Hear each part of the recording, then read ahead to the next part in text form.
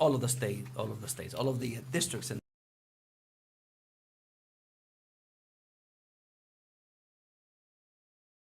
December 15th, but most likely there's going to have to be another one. If there's no requirement anyways, we'll notify the board members if there's any changes or when we receive those monies. So in terms of the budget revision, first revision 2025, the adoption of the budget was based on 3,477.8688 students. And remember, that's ADM, not physical students, but ADM. The revision is 3,388.6210. That's the latest number that the state has, so that's what we have to go by. That's a difference of 89.25, close to 90 students, which represents a little bit more than $500,000 for us. The other difference with the proposed in the budget was the carryover. We were expecting a lot more carryover, but we didn't. There's a difference of another $500,000. So we have a difference on the adopted and the revision of 1.1 million. Another difference on the budget revision is the tax, property tax.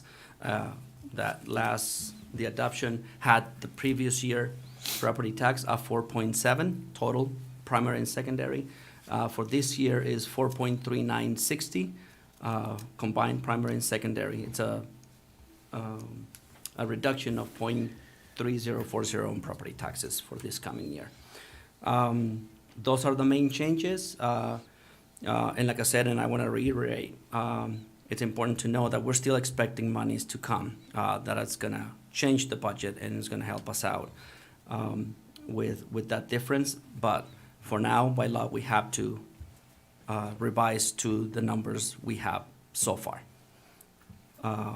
That's overall.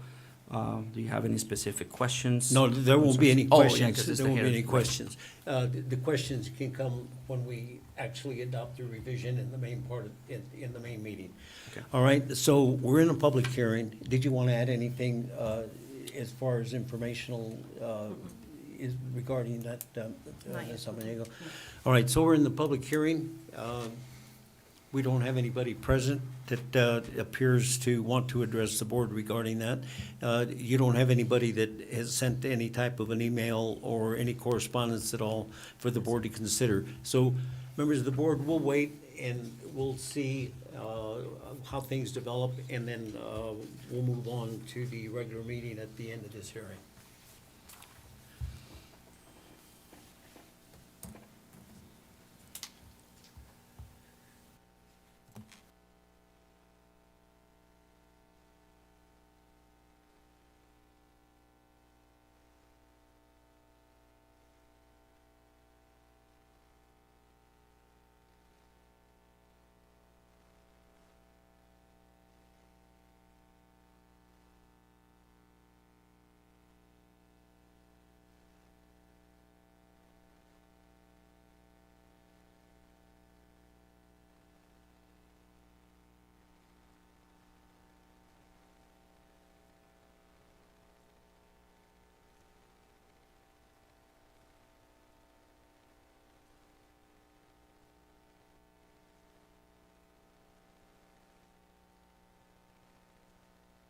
We're going to adjourn the public hearing. Obviously, we don't have any interested community members or anybody else affiliated with the district that wants to address the board. So we're going to adjourn the public hearing, and we're going to move into the special board meeting. And we'll be at item number 1, preliminary matters, call to order. The Pledge of Allegiance we've already done, which encompasses this morning presentation. And so we do have to have a roll call for the special meeting. Ms. Alma. Mr. Smith? Here. Ms. Elcha? Here. Mr. Lindemann? Here. Mr. Ramos? Yes. Mr. Bereen? Here, and we don't have anybody, any public comments, anybody wants to address the board. Action item 2, discussion action on the approval of the revision to the district annual expenditure budget for the fiscal year 2024-25. Defer again to Mr. Soto. Thank you, Mr. President. I gave the brief explanation of the main changes on the budget revision with the understanding that there's going to be changes in a good way. I mean, that are going to benefit us to do another revision. And again, I want to clarify that it's up to the state to determine if we are obligated to do another revision per se. But we do have at least the one at the end of the school year that we have to do. If there's no requirement, it's still, whenever we have all those numbers here, then I will definitely let you know about those changes and what was the changes there. Ms. Samaniego, is there anything you want to add regarding the budget? I just want for public knowledge, if Mr. Soto can provide us verbally in total amount of what our budget revision is equals in dollars, so Okay. that our public and our community knows. The proposed budget was $29,175,320. Now, with that adjustment now, our total is $28,069,014. And that's, of course, just talking about the M&O portion of the budget. The capital or district additional assistant increased a little bit. We increased by 90-some thousand. Now our new number is 1,583,855.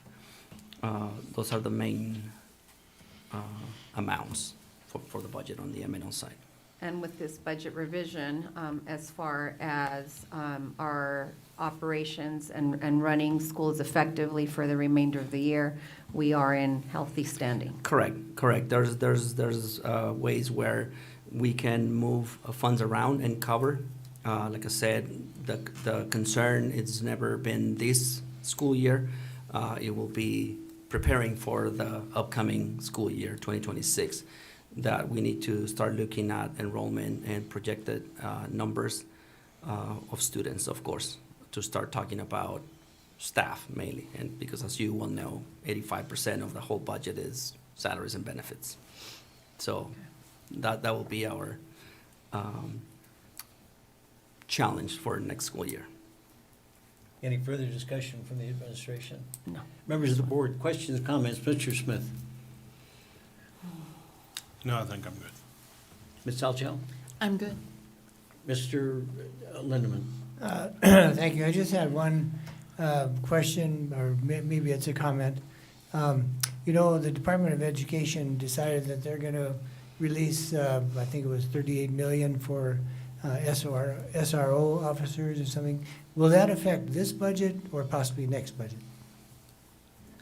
I haven't heard anything specific. All I know is we do have a grant right now that pays for SSOs, and that's what we're working on right now. In fact, we had an interview with a potential candidate for Huber Middle School. As you well know, we have one at Ray Brain right now.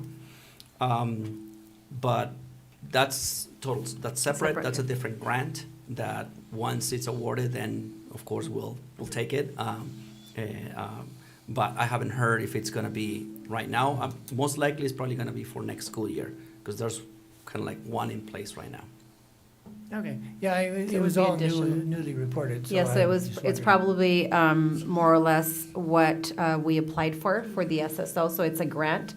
So the state will release or will budget for an X amount of dollars, and then those that are interested in applying will go through the application process and then get awarded based on the application and what they decide to give out. So Okay.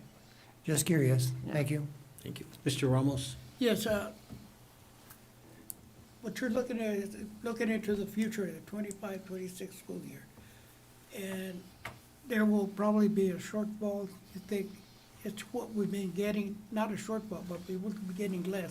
Exactly. But have you calculated different scenarios as to how to cover that? Being prepared, having a good idea?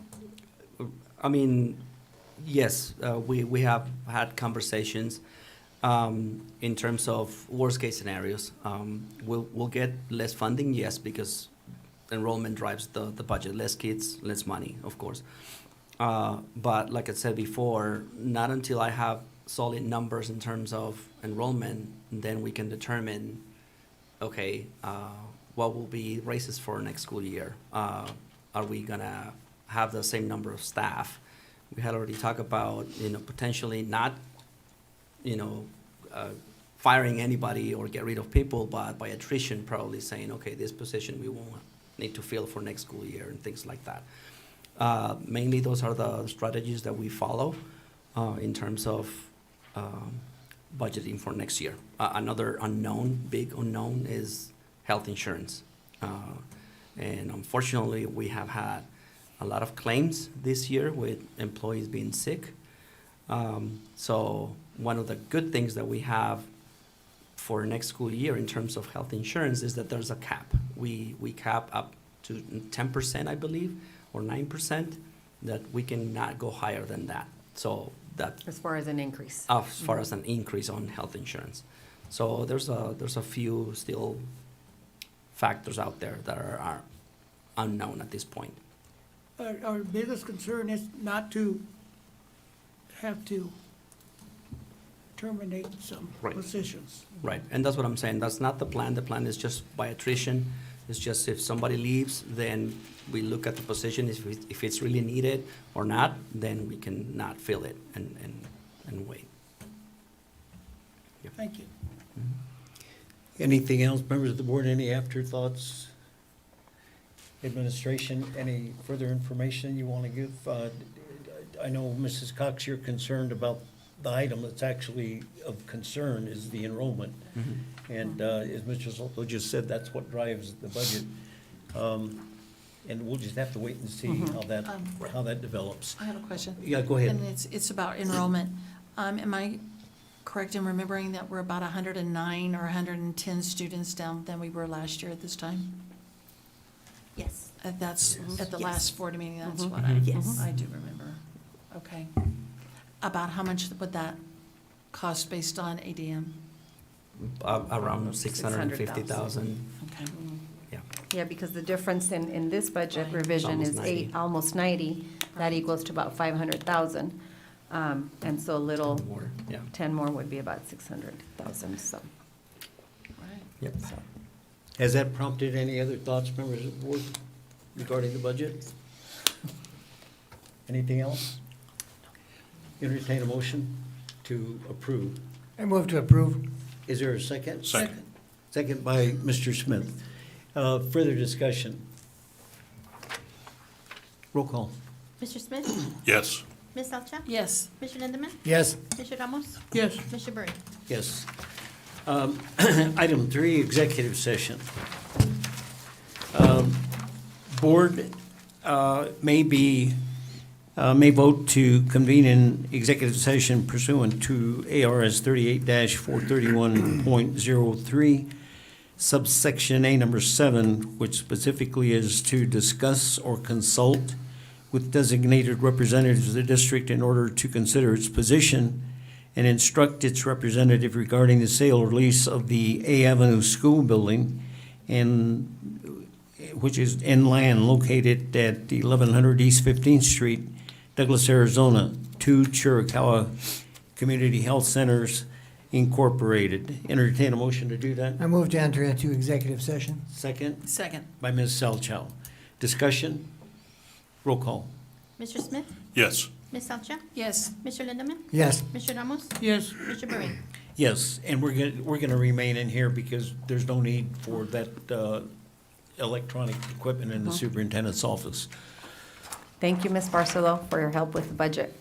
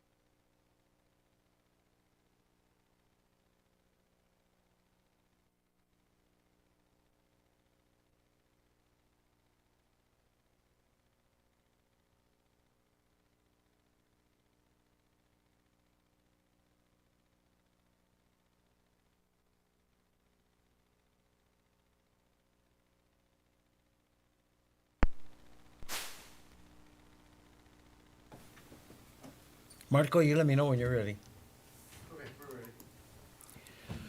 Okay, we're back in open session. Item number 4A, discussion action on the possible approval of the Second Amendment to lease for A Avenue School property. Let's get a motion on the floor for discussion. Mr. Lindeman? I move to approve the Second Amendment. Second. Second by Mr. Ramos. Discussion, and I think the discussion should revolve around the specifics of the changes. And Ms. Samaniego, I'll ask you to do that. Yes. So you have just been made aware of the second amended lease agreement with Chiricahua and Douglas Unified School District for the lease agreement that's already in place with Chiricahua for the use of our A Avenue School. So with this amended lease, we are extending the time period for a year for Chiricahua to be able to purchase the facility from us. There is also a payment of $10,000 from Chiricahua towards the election cost, an increase of rental to $14,025, and starting on January the 1st. And in the event that Chiricahua is not able to purchase, they have to notify us by October the 1st of next year whether the sale will be able to take place by December of 2025. Also, all language and all specifications from the original lease agreement are still binding, such as being able to sublease the property to somebody else. Chiricahua would need to submit that in writing to DUSD prior to any sublease taking place so that we could bring back to the governing board, present that information, and allow our board to give authorization or not to being able to sublease the property. And so this will be in effect as soon as the board approves, and we will move forward and hopefully be able to sell the building by next year. Members of the board, any questions? Roll call. Mr. Smith? Yes. Ms. Elcha? Yes. Mr. Lindemann? Yes. Mr. Ramos? Yes. Mr. Burry? Yes, do you have any announcements? None. Entertain a motion to adjourn I move to adjourn. by Mr. Lindeman, Second. by Mr. Ramos. All those in favor signify by saying aye. Aye.